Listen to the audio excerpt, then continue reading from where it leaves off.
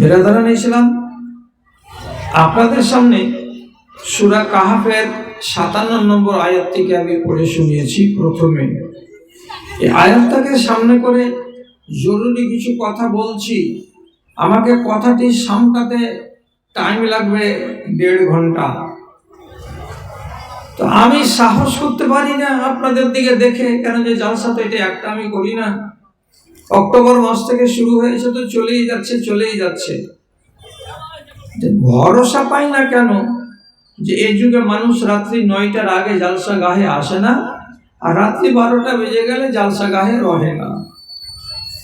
তো 12টা যদি বাজাবো 1 ঘন্টা, তা আল্লাহর কাছে আশা, আর আপনাদের কাছেও আমার বুক ভরা আশা যে 1.5 ঘন্টাটাকে আপনি চাইবেন সেটা আপনার কথা, কিন্তু আমি চাইছি আপনার কাছে 1টা ঘন্টা আল্লাহর ওয়াস্তে উঠবেন না, কথাটি আমাকে তাড়াতাড়ি করে সামনে নিতে দিবেন। বলছি কথা কি, এইবার খেয়াল করুন। আল্লাহ তাআলা বলছেন, ওই লোকটার চাইতে বড় জালিম আল্লাহর দুনিয়াতে, আমার দুনিয়াতে আর কে আছে? জালিম, জালিম মানে যে অন্যায় করে, অবিচার করে, তাকে বলা হয় জালিম। আল্লাহ বলছেন ওই মানুষটার চাইতে বড় জালিম আমার দুনিয়াতে আর কে আছে? যেই লোকটার সামনে কোরআনের কথা বলা হলো, কোরআনের আলোচনা করা হলো, কোনটা হালাল হারাম জায়েজ না জায়েজের তাকে জ্ঞান দেওয়া হলো, আবার সেই কথাগুলোকে শুনে সে মুখ ঘুরিয়ে অন্যদিকে হাঁটছে, কান পাড়া দিয়ে থাকছে, কথাগুলোকে শোনার পরে হৃদয়ঙ্গম করে না এবং কথাগুলোকে ভালোবাসে না, কথাগুলোকে নিজের জীবনে প্রতিফলিত করে না, তাহলে এই লোকটার মতো জালেম অন্যায়কারী আর দুনিয়াতে কে আছে? এর মতো বড় জালেম আর কেউ নেই। তো যখন মানুষটা জালিম হয়ে গেল, তার মানে হলো কি অন্যায়কারী, আর যে হবে অন্যায়কারী সে হলো আসামি, সে হলো অপরাধী, সে হলো মুজরিম। তাহলে আসামি যদি আমি হয়ে যাই, আপনি হয়ে যান, তো আল্লাহ তাআলা কি আমার ব্যাপারে কোনো খবর পাঠিয়েছেন আসমান থেকে যে যারা অপরাধী হবে, আসামি হবে, তাদের কি হবে? তখন শেষ বেলাতে আল্লাহ তাআলা বলছেন, ওয়া ইন্না মিনাল মুজরিমিনা মুনতাকিমুন। দুনিয়াতে যারা অপরাধী হবে, যারা আসামি হবে, যারা আমার সাথে অন্যায় করবে, অবিচার করবে, আমি তাদের বদলা চুকিয়ে নেব। আমি আল্লাহ, আমাকে বদলা চুকাতে দেরি লাগে না। আমি শুধু সময় দিই আর দেখে থাকি যে লোকটা নিজের নামটা আসামির খাতা থেকে কাটছে না কাটে না। শুধু দেখতে থাকি। তাই বলে আমি যে তার কাছ থেকে বদলা নিতে পারবো না এমন কথাটা নয়। আমি আল্লাহ ক্ষমতা রাখি দুনিয়াতে তার বদলা নিয়ে নিতে পারবো। আমি আল্লাহ ক্ষমতা রাখি কিয়ামতের দিন তার বদলা চুকিয়ে নিতে পারবো। যে আসামি হবে তার বদলা আমি চুকিয়ে নিব। তাহলে আল্লাহর কথাকে শোনার পরে অমান্য করা লোকগুলোকে আল্লাহ তাআলা বলবেন জালেম। এখন জালেম কথাটা যদি আপনি পরিষ্কার করে বুঝতে না পেরে থাকেন, তাহলে আমি আপনাকে 2টা লোকের কথা বলছি বা 3টা লোকের কথা বলছি, যারা ভুল করে জুলুম করেছিল, আসামি হয়েছিল, আবার তারা আল্লাহর কাছে কেঁদে কেটে নিজেদেরকে পরিষ্কার করে নিয়েছে, নামটা জালিমের খাতা থেকে কাটিয়ে নিয়েছে। তো এমন লোকের আপনাকে পরিচয় দিচ্ছি যে কেন আল্লাহ তাআলা তাদেরকে জালিম বলেছিলেন, তাহলে আপনি ভালো করে বুঝতে পারবেন যে অন্যায়কারী কাকে বলে, জুলুমকারী কাকে বলে। আপনারা যদি একটা দোয়া জানেন তো আমাকে একটু সাড়া দিয়েন তো। 10-20টা লোক এমনি করে একটু খালি হাতটাকে নাড়া দিয়েন তো। একটা বিশাল ফজিলতের দোয়া আছে, সেই দোয়াটা সম্বন্ধে নবীজি বলেছেন, মা দাআ বিহি কওমুন ইল্লাস্তুজিবা লাহু। এই দোয়া বলে যদি কোনো মানুষ আল্লাহ তাআলার কাছে কিছু আরাধনা করে, প্রার্থনা করে, তো তাহলে তার দোয়াকে অবশ্যই কবুল করা হয়। দোয়াটা হলো কি?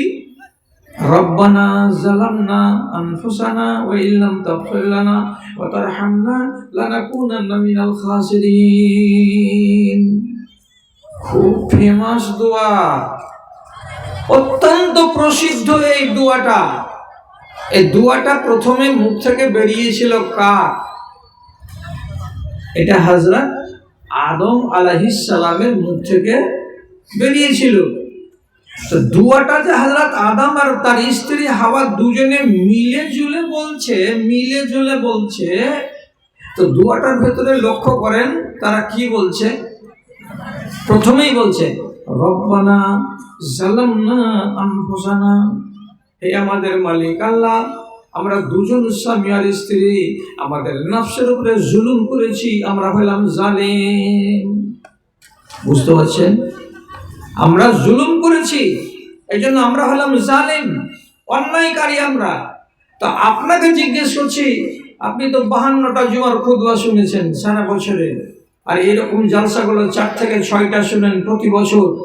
বলেন তো যে আপনার কি জানা নাই যে আদম আর হাওয়ার নিজেদের দুজনকে আমরা অন্যায়কারী? কেন বলছেন যে আমরা দুজন অন্যায়কারী? আর যেটা অন্যায়কারী বাংলাতে, ওটাই হলো আরবিতে জালিম। আর যে হবে অন্যায়কারী তাকে আল্লাহ তাআলা বলছেন কি, তুমি আসামি, তোমার বদলা আমি নিয়ে নেব। তাহলে আদম হাওয়া মিয়া বিবি এরা নিজেদেরকে জালিম কেন বলছেন? লম্বা ইতিহাস শুনে কি করবেন?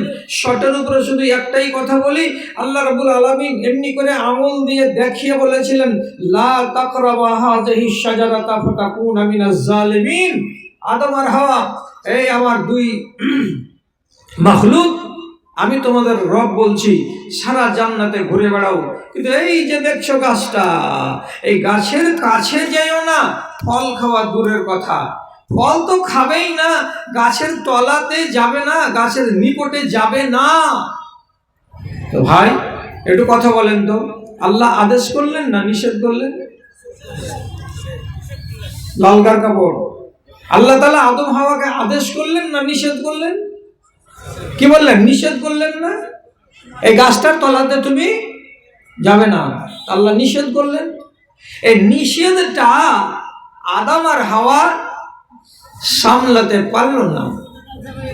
10 দিন গেল না, ঘুরতে ফিরতে, কাম নাই কাজ নাই, খাটাখাটি নাই, জমি জিরাত নাই, বাগানের ফল জান্নাতের ফল পাড়ে আর খাই, পোশাক আশাকের অভাব নেই। এবার ঘুরতে ঘুরতে ঘুরতে ঘুরতে মিয়া বিবি ওই গাছের তলাতে চলে গেল। যে আদমকে হাওয়া বলছে, ফল খেতে তো নিষেধ করা আছে, তো ফলগুলো দেখতে তো নিষেধ নেই, দেখি লাল লাল ফল, থোকা থোকা ফল ঝুলছে, কত সুন্দর। একটা পেড়ে নিল, নেওয়ার পরে এমনি করে ওকে ফেড়ে ভিতরটাকে দেখলো, লাল টক টক করছে। তারপরে একটু নাকে লাগিয়ে দেখলো, তো ভিনি ভিনি খুশবু ওর ভিতর থেকে উঠে উঠে আসছে, জান্নাতি ফল। তখন একটু নিজের মুখে এমনি করে জিভাতে লাগিয়ে চেখে, যেমন মানুষ দেখে তেমনি মা হাওয়া জিভে লাগিয়ে চেখে দেখলো, গিলে খায়নি, চিবাইনি, জিভে দিয়েছিল। আর দেওয়ার পরে নিজের স্বামীকে বলছে যে তুমিও জিভে লাগিয়ে দেখো, ফলটার টেস্ট কত সুন্দর, মিঠা মিঠা, খাট্টা খাট্টা, কি আজগুবি টেস্ট। হযরত আদম বিবির কথাতে পড়ে সব ভুলে যে ওই ফলটাতে এমনি করে জিভা লাগিয়ে দেখলেন। দেখার পরে বলছেন রেখে দাও, ফেলে দাও। আল্লাহ রাব্বুল আলামিন এটাকে এর কাছে আসতে বারণ করেছেন, অযথা আমরা এখানে চলে এলাম।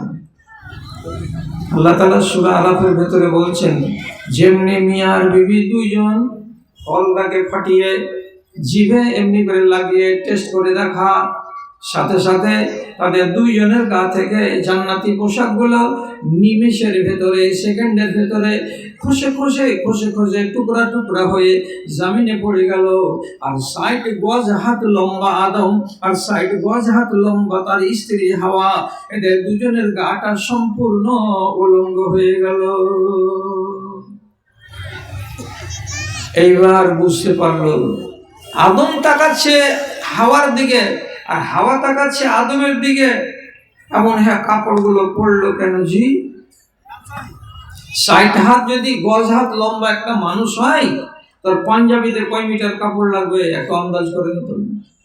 আর পায়জামাতে কত মিটার কাপড় লাগবে আপনি আন্দাজ করেন তো? হাওয়ার গায়ে এত উঁচা একটা মানুষ, ওর সায়াতে কয় মিটার কাপড় লাগবে আন্দাজ করেন তো, ওর ব্লাউজে কয় মিটার লাগবে, ওর শাড়ি কত বড় ছিল। সমস্ত কাপড়গুলো দুজনের গা থেকে খসে একদম মায়ের পেট থেকে যেমন বাচ্চা ভূমিষ্ঠ হয় নাঙ্গা, দুজনই নাঙ্গা হয়ে খাড়ো আছে, ইজ্জত দেখা যাচ্ছে। তখন আল্লাহ তাআলা মাথাতে বুদ্ধি দিয়েছেন, সাথে সাথে বড় বড় সেগুনের গাছ থেকে এই লম্বা লম্বা পাতাগুলোকে পেড়ে দুটাকে একটাকে জোড় দিয়ে দিয়ে খুশি দিয়ে দিয়ে আদম নিজের সতরটাকে ঢাকলেন, আর মা হাওয়া দু তিনটাকে জোড় দিয়ে নিজের সতরটাকে ঢেকে জঙ্গলি মানুষের মতো জান্নাতের এক জায়গায় এক কিনারায় গাছের তলে খাড়ো হয়ে আছেন। আল্লাহ তাআলা যে বলছেন, কি ব্যাপার, এমন অবস্থা কেন, রেশমের কাপড়গুলো সব কই? ওই যে খুলে পড়ে গেছে। আল্লাহ কেন খুলে পড়লো? ওই যে কে যে নিয়ে গাছের তলাতে গেছিলাম তখন ঠিকই ছিল, গাছের ফলগুলো পেড়ে একটু জিভাতে দিয়ে দেখলাম যে খাট্টা না মিঠা, তো তাতেই সব সাথে সাথে খসে পড়ে গেল। রব্বুল আলামিন আঙুল তুলে বলছেন, আলম আনহা কুমা আনতিল কুমার সাজারাতে, তোমাদের দুজনকে কি আমি বলিনি 10 দিন আগে যে দুনিয়ার জান্নাতের যত জায়গা আছে ঘুরো, কিন্তু এই গাছের তলাতে আসিও না? আমি মানা করেছিলাম না করিনি তোমাদেরকে? আমার মানা শুনোনি, তার জন্য তোমরা হয়ে গেছো গুনাহগার, জালিম। আর যারা জালিম হবে তারাই হবে আসামি, তারাই হবে অপরাধী, আর তাদেরকে সাজা দিতে আমি পারি, আমার নাম আল্লাহ। তুমি আসামি স্বীকার করে এবার বলছে, রব্বানা জালামনা, হে আল্লাহ আমরা জুলুম করেছি নফসের উপরে, তুমি আমাদের উপরে রহম করো, যদি রহম না করো তো আমরা বরবাদ হয়ে যাব।